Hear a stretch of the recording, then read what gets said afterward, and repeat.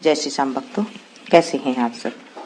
दोस्तों, आज हम बात करेंगे गंगा दशहरा के बारे में। गंगा दशहरा आने वाली है और हम पहले से तैयारी कर लेते हैं। उसमें क्या क्या चीज चाहिए। गंगा दशहरा के दिन अगर हम कुछ पुण्य करते हैं या स्नान करते हैं तो हमारे जीवन के समूल पाप नष्ट हो जाते हैं, ऐसा हमारा ग्रंथ कहते हैं। क्या करना चाहिए, किस विधि के साथ करना चाहिए, वो हम जानेंगे। देखिए, जेठ मास की शुक्ल पक्ष की जो 10वीं तिथि आती है ना, अभी शुक्ल पक्ष ही चल रहा है। जेठ मास की सुदी 10वीं तिथि को गंगा दशहरा आता है। गंगा दशहरा के दिन सुबह गंगा जी में नहाते हैं, गंगा जी की पूजा करते हैं और गंगा जी में दूध और बतासे चढ़ाते हैं। जल, रोली, चावल, मोली, नारियल, दक्षिणा, दिया चढ़ाकर धूप और दिया करते हैं। अगर हम गंगा जी जा सकते हैं तो गंगा स्नान जरूर करना चाहिए, लेकिन गंगा जी अगर हम नहीं जा सकते तो क्या करें। देखिए, पहले आप जिस बर्तन में स्नान करते हैं, बाल्टी में, पहले आप उसे अच्छे से धो लें, साफ कर लें, मांज लें, अच्छे से स्वच्छ कर लें। उसके बाद जहां पर आप जमीन में नहाएंगे, उस जमीन को जहां पर आप बैठ के स्नान करेंगे वहां पर भी बिल्कुल सफाई कर लें। उसके बाद उस बर्तन को बिल्कुल खाली कर दें जिसमें आप स्नान करेंगे, उसमें आप थोड़ा सा गंगा जल डाल दें। अगर आपके पास गंगा जल नहीं है तो आप थोड़ा सा गोमूत्र डाल लें, और अगर गोमूत्र भी नहीं है तो तांबे में रखा हुआ जल श्री गंगे गंगे कहकर भी उसमें डाल सकते हैं। उसमें पहले वो जल डाले, गंगा जल या गौमूत्र या फिर तांबे वाला जल, ये डाल करके उसके बाद आप जिस पानी से नहाते हैं वो पानी आप डाल लें। गंगा दशहरा के दिन तेल साबुन वगैरह नहीं लगाना चाहिए, क्योंकि हम गंगा स्नान कर रहे हैं ना, तो गंगा स्नान में हम तेल साबुन नहीं लगाते हैं। उसी विधि के अनुसार जब हम घर में भी स्नान करेंगे तो हमें उतना ही फल की प्राप्ति होगी। अब गंगा मैया को जब हम पहले हाथ जोड़कर स्मरण करेंगे, हे गंगा मैया, आज मैं आपके जल से स्नान कर रही हूँ और इससे मेरे समूल पाप नष्ट हो जाए, ये कहकर उस जल को पहले प्रणाम करें तो वो गंगा मैया ही बन जाती है। उसके बाद उस जल को थोड़ा सा हाथ में लेके इस तरह से कहना चाहिए। वैसे देखिए, संस्कृत भाषा में कहा जाता है, लेकिन संस्कृत भाषा जो है हर कोई नहीं बोल सकता है और ना ही जो है उच्चारण सही हो पाता है, कोई कोई बोल पाता है। तो मैं आपको सिंपल भाषा में बता देती हूँ कि किस तरह हमें बोलना चाहिए। हर हर गंगे, हर हर गंगे, इस तरह से बोलकर अयोध्या, मथुरा, काशी, अवंतिका, हरिद्वार, द्वारिका, मायापुरी, कांची, इस तरह से इन नदियों का नाम लेकर के और उस जल को फिर जिस बर्तन से आप स्नान कर रही है उससे आप स्नान कर ले, अच्छे से स्वच्छ हो जाए। और अच्छे से हर हर गंगे करके, अगर आपसे ये भी नहीं बोला जा रहा तो सिर्फ हर हर गंगे कहकर आप वहां पर स्नान कर लें, तो गंगा का जो है फल हमें मिल जाता है। और उसके बाद पूजा विधि ये है कि अगर आपके पास गंगा जी नहीं है तो आप किस में चढ़ाएंगे। आप एक परात ले लें, बड़ा बर्तन ले लें, चाहे बड़ा टोपिया ले ले, भगोला ले ले, जो भी आपके पास है, एक बड़ा बर्तन ले ले, उसमें पानी डालें। पानी डालने के बाद थोड़ा सा गंगा जल डाल सकते हैं पहले, उसके बाद पानी डालें। पानी डालने के बाद उसमें वो सब चीजें चढ़ाएं जो मैंने अभी आपको बताई है। दूध, बतासे, जल, रोली, चावल, मोली, नारियल, दक्षिणा और एक दिया। जैसे हम गंगा जी में जाते हैं तब आपने देखा है कि कागज के जो मिलते हैं, डोने कहते हैं ना, उसके अंदर बत्ती और वो वहां पर कपूर देते हैं और वो जला करके फिर हम वो थोड़ा सा पानी को आगे सरका देते हैं तो वो फिर वो आगे जो है बह जाता है। अब हम घर पे कैसे करेंगे? घर के भी बिल्कुल ऐसे ही करेंगे। पहले चावल चढ़ाएंगे, रोली चढ़ाएंगे, दूध चढ़ाएंगे, मूली चढ़ाएंगे, नारियल चढ़ाएंगे, दक्षिणा चढ़ाएंगे और दिया भी पास में जो है एक, आप अगर आपको दोना मिल जाए तो सही बात है, नहीं तो मिट्टी का दिया तो हर घर में होता ही है, क्योंकि जब हम दीपावली पर लेकर के आते हैं। अगर आपके पास कोरा दिया नहीं है, यानी कि बिल्कुल कोरा जो लेके मार्केट का आता है, ऐसा दिया नहीं है, तो आप जो जलाया हुआ दिया है उसे धो करके अच्छे से उसे यूज में ले सकते हैं। नहीं है तो घर का जो दिया है, पीतल का दिया है, उसे ही उसमें ही आप जला करके और पास में रख दें, तो वो भी आप मान्यता हो जाती है। वैसे हो सके तो आप दोने वाला ले लें, जो दोने वाला होता है। नहीं तो आप जैसे कागज की नाव बनाते हैं ना बच्चे, वैसे आप उसमें भी बना करके आप उसमें जो है बत्ती रख सकते हैं। अगर आप लोग कहेंगे ज्यादा कमेंट्स आएगा तो मैं आपको परसों जो है आपको पूजा करके भी दिखा दूंगी भाई किस तरह से घर के अंदर पूजा करें।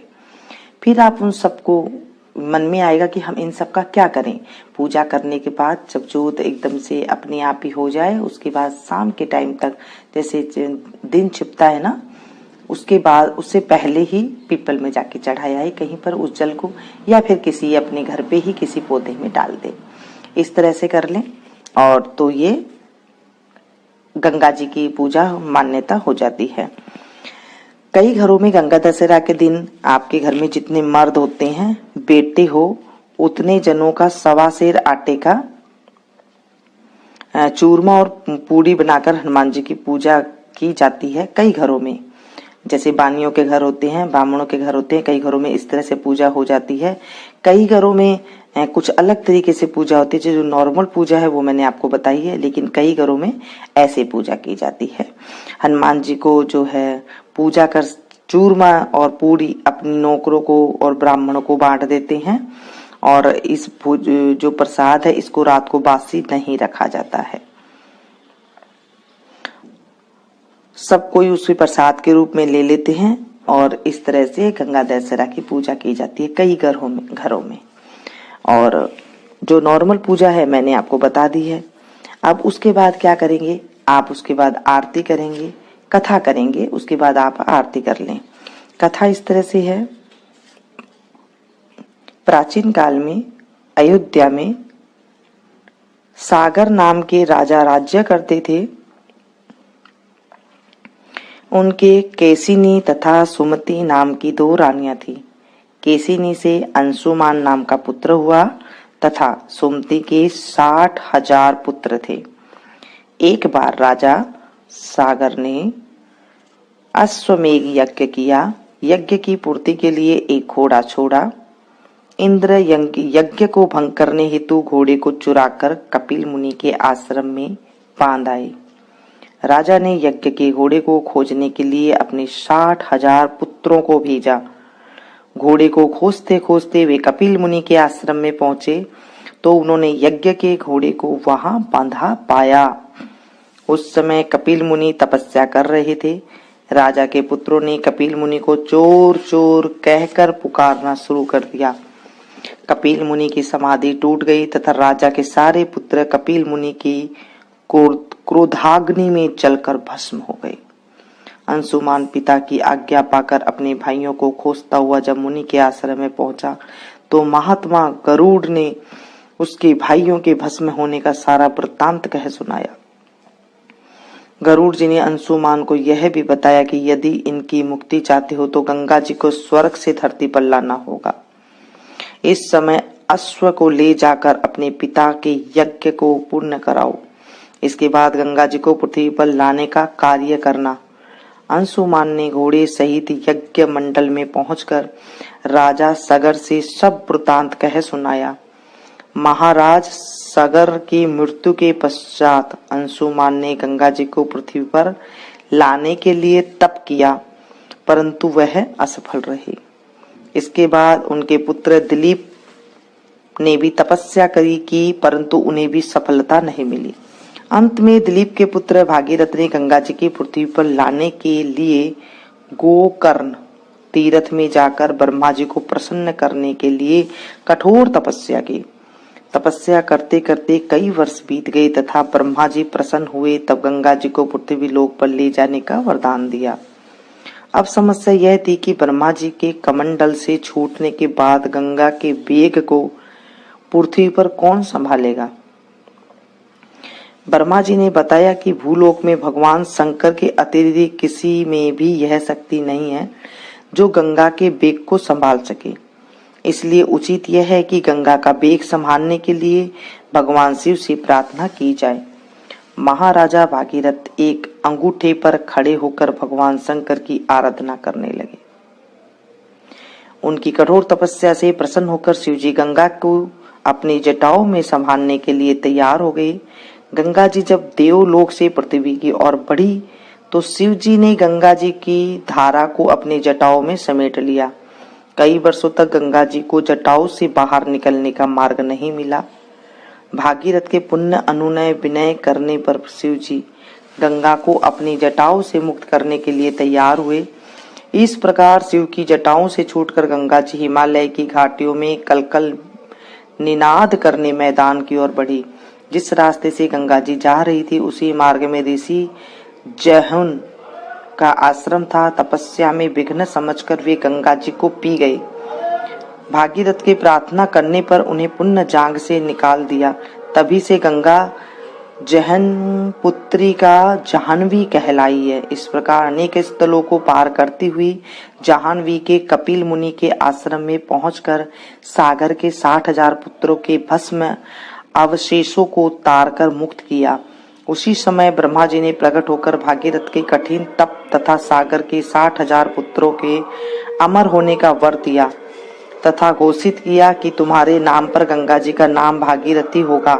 अब तुम जाकर अयोध्या का राज संभालो। ऐसा कहकर ब्रह्मा जी अंतर्ध्यान हो गए। बोलिए गंगा मैया की जय। इसके बाद आरती करें। दोस्तों पसंद आए तो प्लीज एक लाइक जरूर दें। इसे ज्यादा से ज्यादा अपनों के साथ शेयर कीजिएगा ताकि औरों को भी लाभ मिल सके। मिलती हूँ मैं फिर एक नई जानकारी के साथ। Thank you.